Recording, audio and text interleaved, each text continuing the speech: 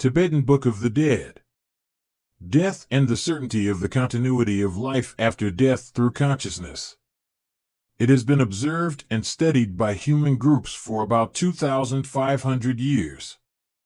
The Eastern world and also the ancient Greeks, Pythagoras, Plato, Plotinus, the Egyptians, and the Druids penetrated and acquired vast knowledge in this extracorporeal world and why all this occurs.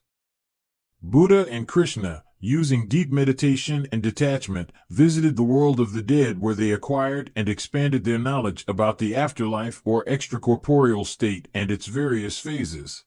Unfortunately, the European Middle Ages, known as the Dark Ages, drowned out all this knowledge in the West. But the Eastern peoples retained their knowledge, and we have, through them, a good understanding of what happens after death. For example, the Tibetans, through a work called the Tibetan Book of the Dead, teaches us how to act correctly in the pre-death and post-death. When death is predictable and the individual is in the final parts of life. All these near-death experience phenomena that people of our generation are experiencing and reporting to doctors has always existed. The millenary studies of the Tibetans on the subject of death says that death is something that requires skill in order for it to occur as fruitfully as possible. Everything that exists here in this material world also exists there in the afterlife. He who experiences strangeness in this world will also find strangeness in the afterlife. And no one will learn to live if they haven't learned to die. And the living proceed from the dead.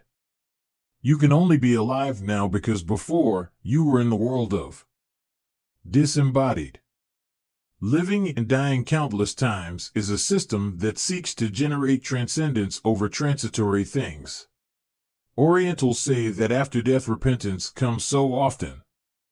For incarnated consciousness wasted the opportunity of a birth, where the individual was only concerned with transitory and material things of a passing world, where everything is left behind and perishes.